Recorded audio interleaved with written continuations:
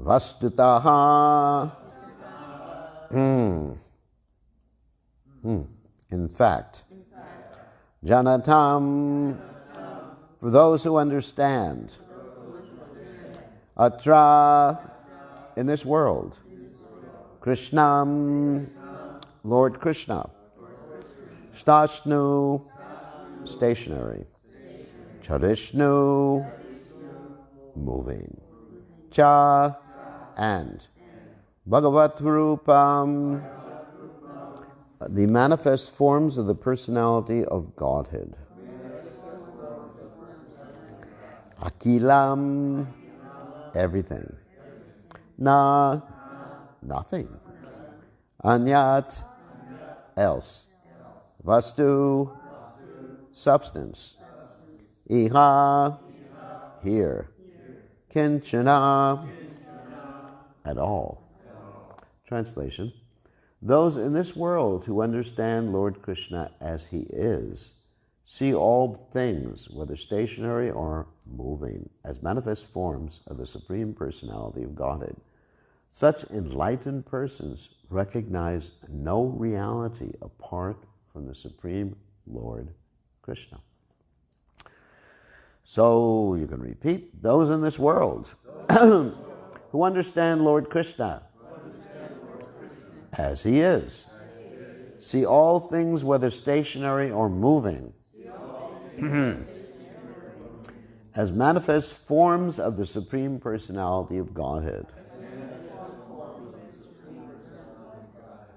Such enlightened persons recognize no reality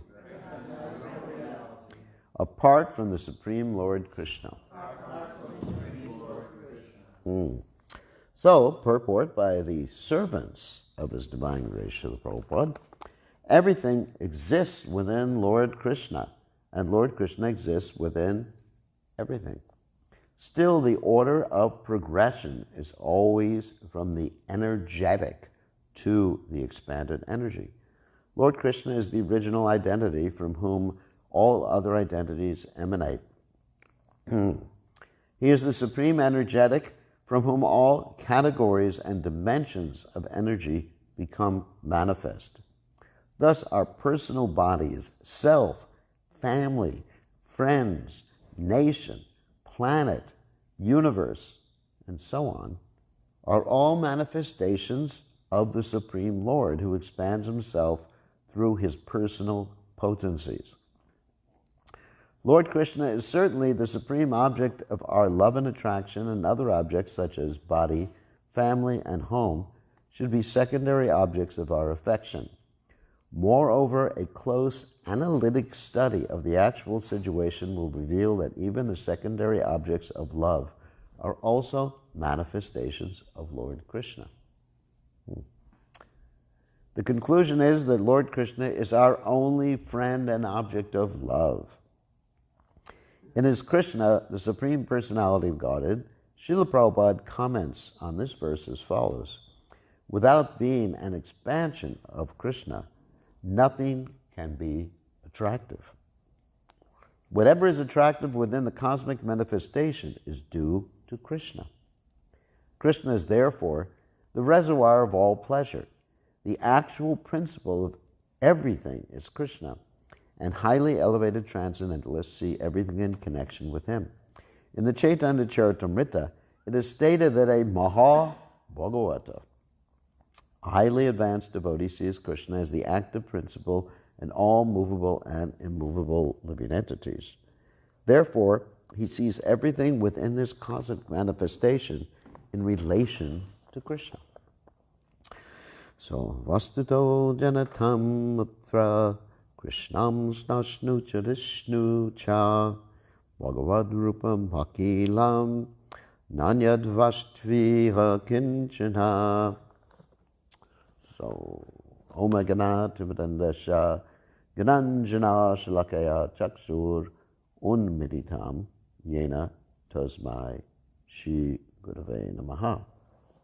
So, from the eyes of the pure devotee of Krishna, as mentioned here, Krishna is everywhere. Sarva Kalvidam Brahma. And what does that mean exactly? Well, it's not that he becomes confused thinking that everything in every sense is Krishna.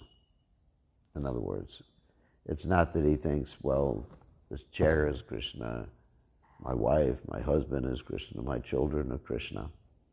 But he sees them as Krishna's energies, or energies.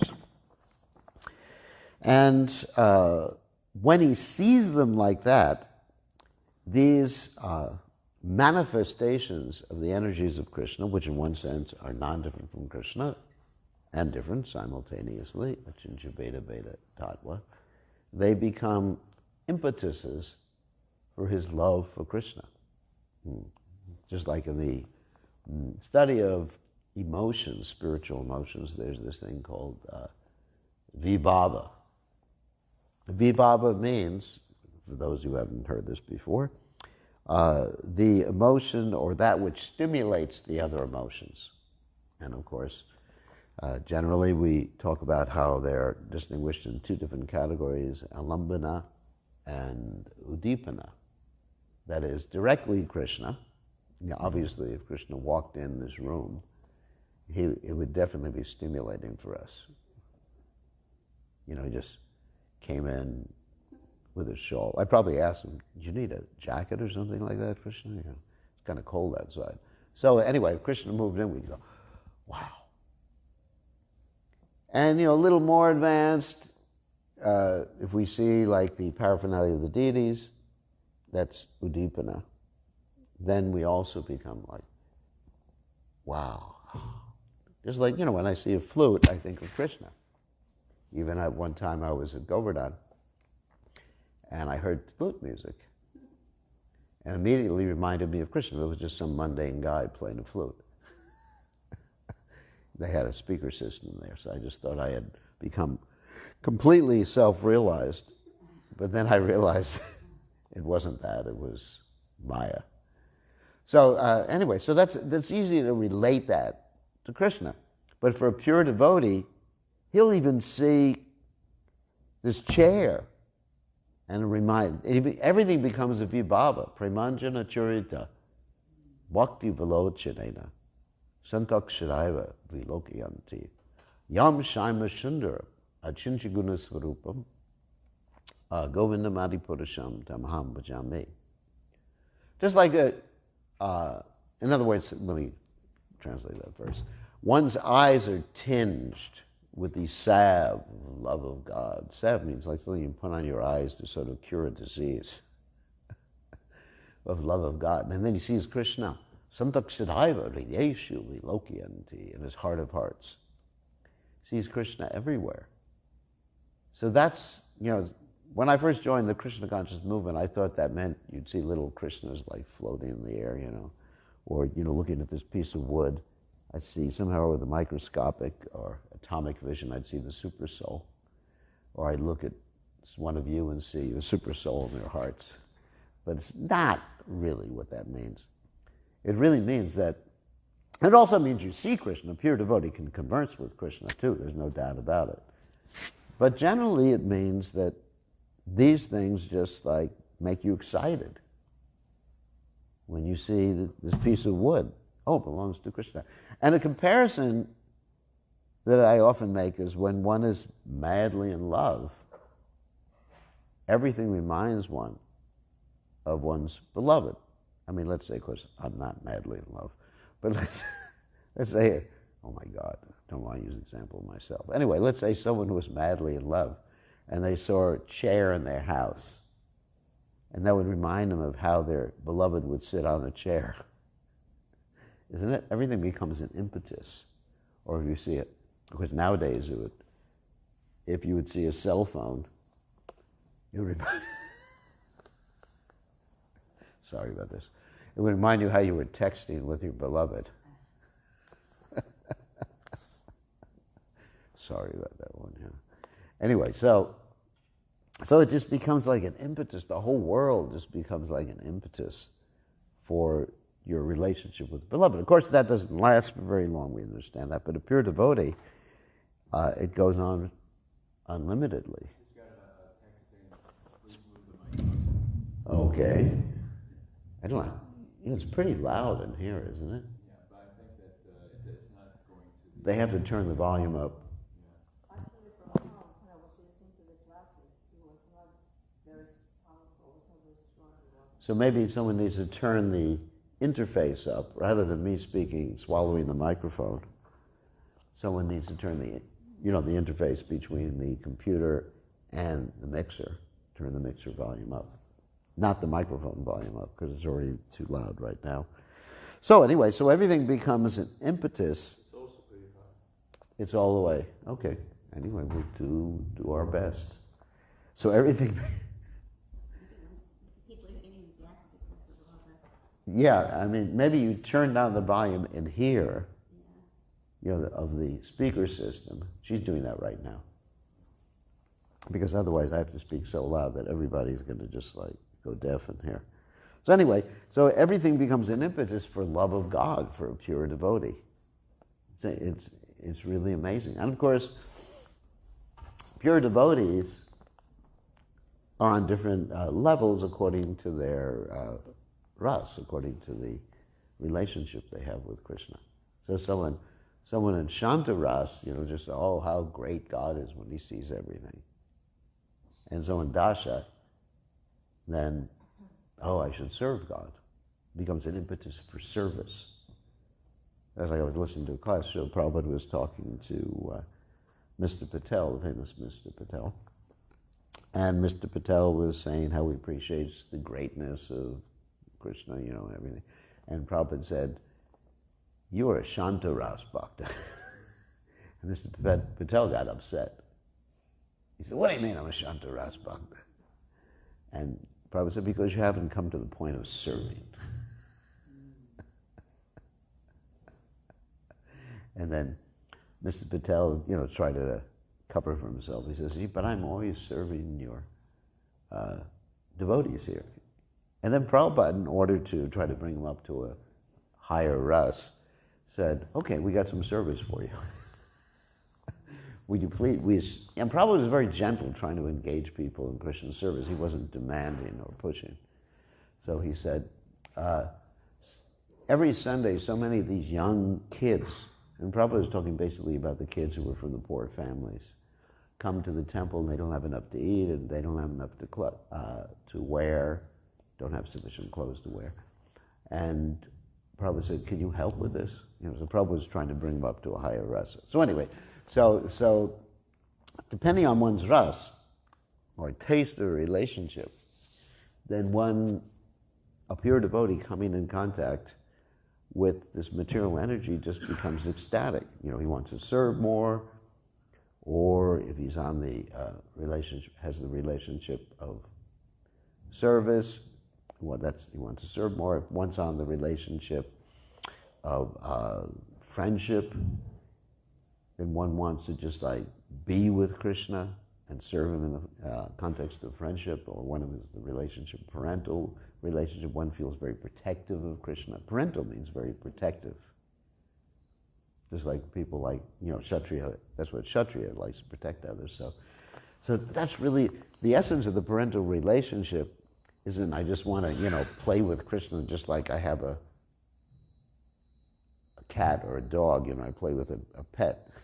Some people misconstrue this parental relationship thinking it's just a type of enjoyment of Krishna. It's enjoyment to give enjoyment to Krishna. It's protection.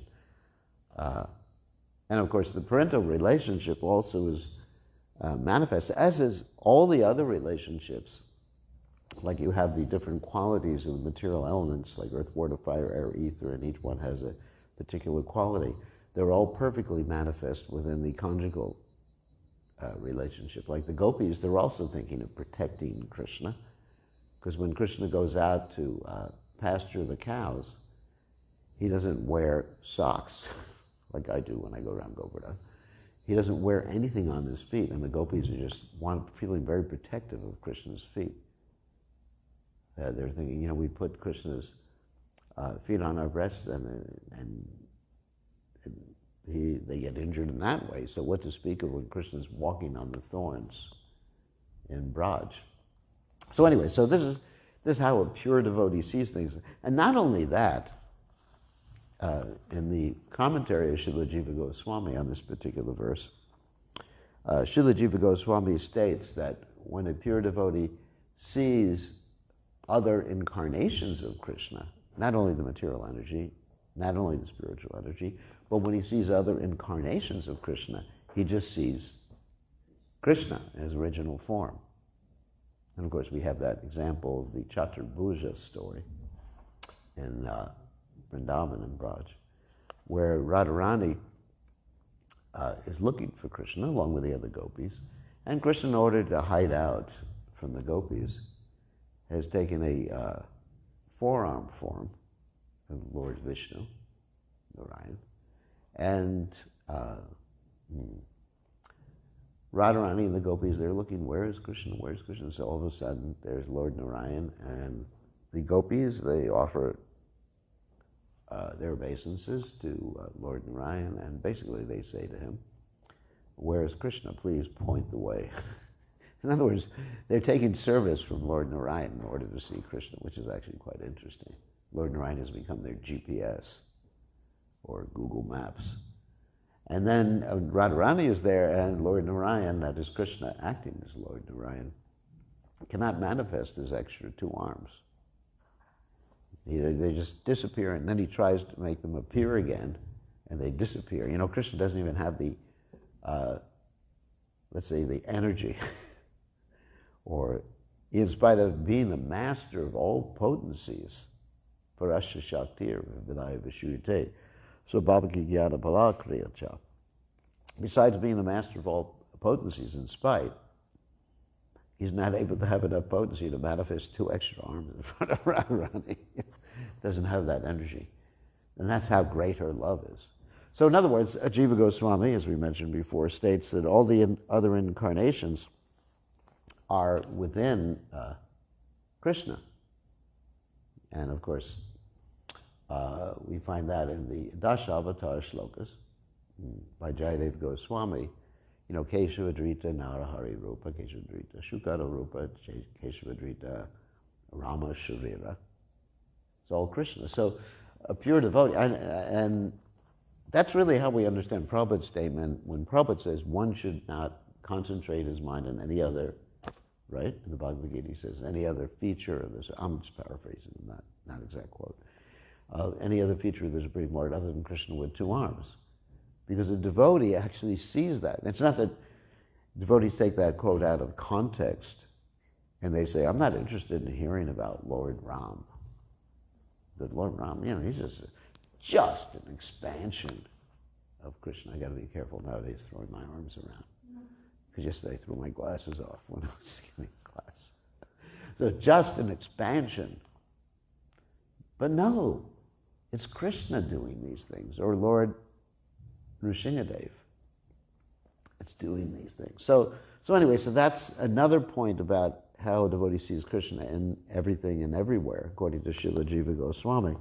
And then another point that is made by Prabhupada and some of the acharyas, that when one sees Krishna in everything and everywhere, or one takes that understanding, at least theoretically, one shouldn't come to the point of blaming Krishna for everything.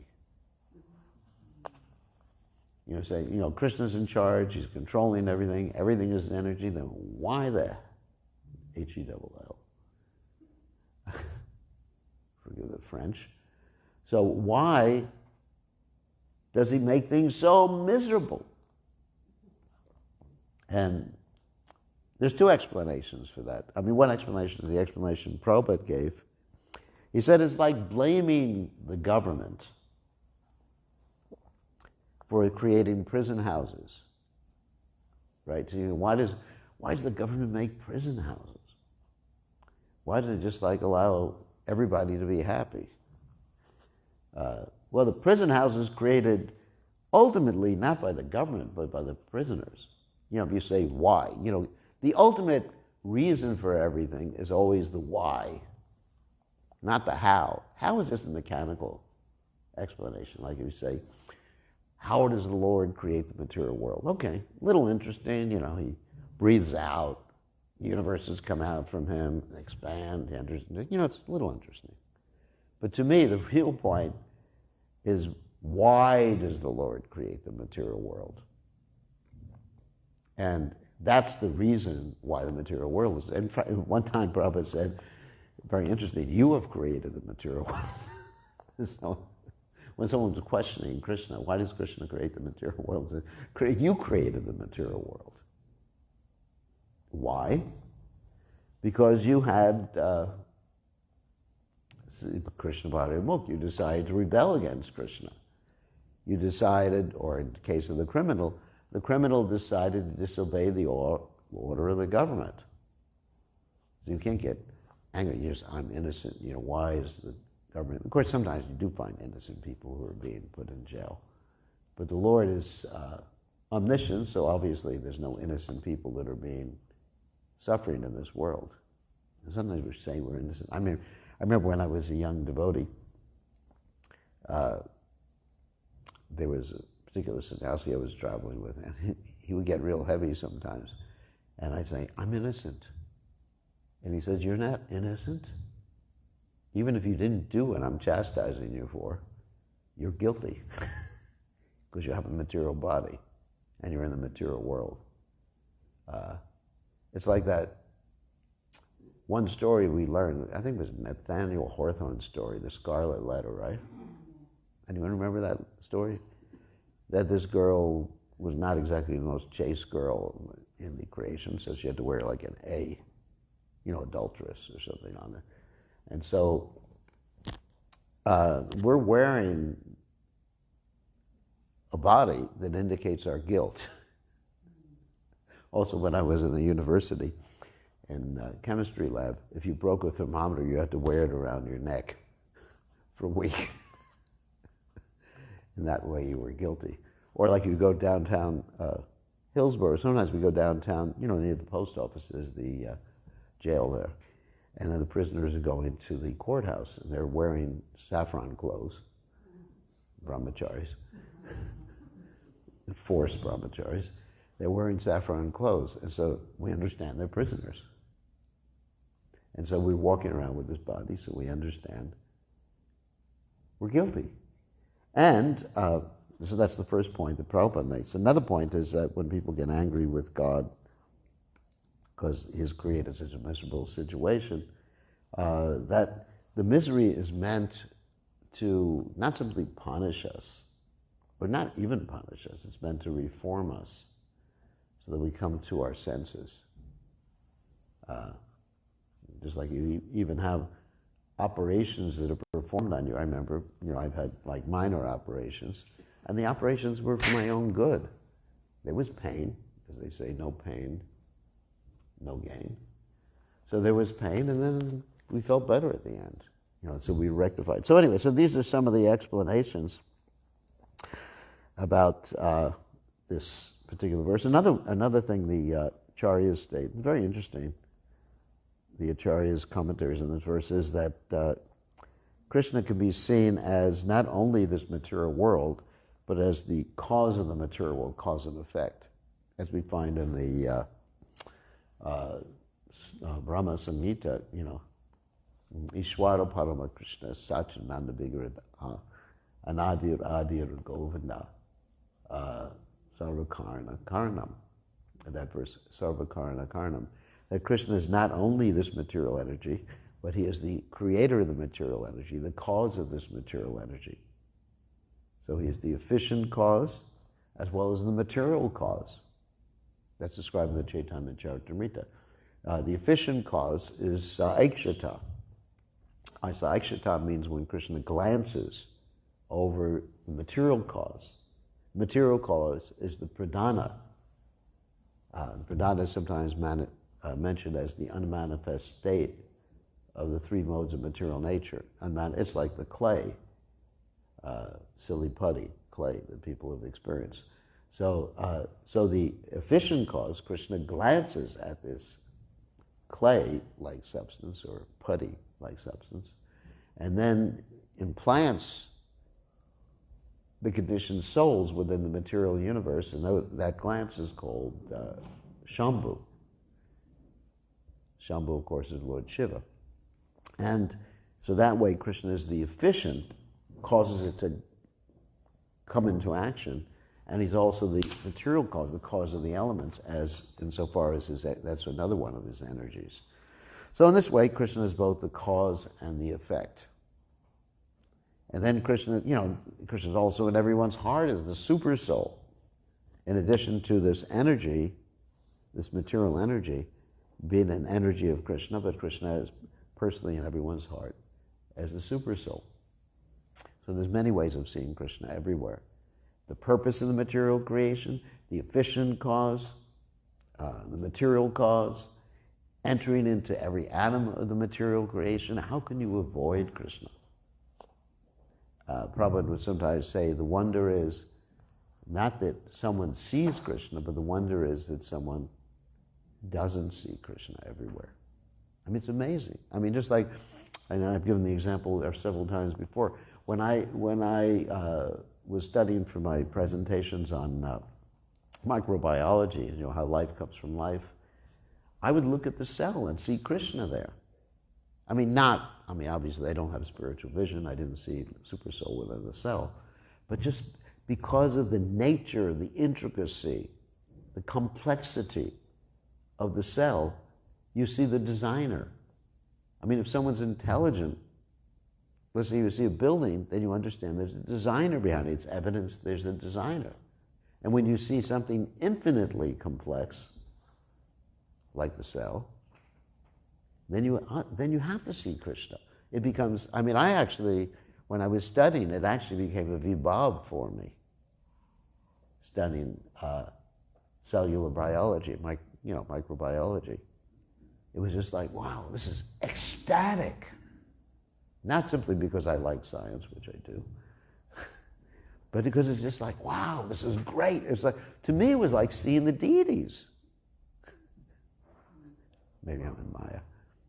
I mean, those who talked to me at that particular time, I was just like much more ecstasy than I normally am.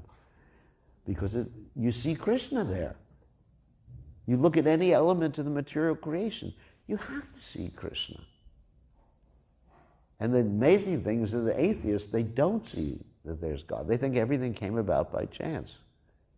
And it's stupid, isn't it? Like an airplane coming about by chance, or this chair coming about. The chair is not complex at all. It's just a simple, stupid thing. A few little cuts in the wood. So you have to see a person behind everything. So anyway, we have about a half minute left, so any questions or comments about any of the points we made? I was planning to read from the Bhagavatam and from the Gita on this verse, because this verse also deals with how the Lord, one doesn't see the Lord everywhere, then that's Krishna's illusory energy, rite ritam napriyeta, chatmani tadvidyadat manomayam yata basha yata tamha, the nutshell verse from the Srimad Bhagavatam. I actually wanted to read it in Prabhupada's purport, but I guess we'll save that for another day. So all glories to His divine grace, Srila Prabhupada ki jai.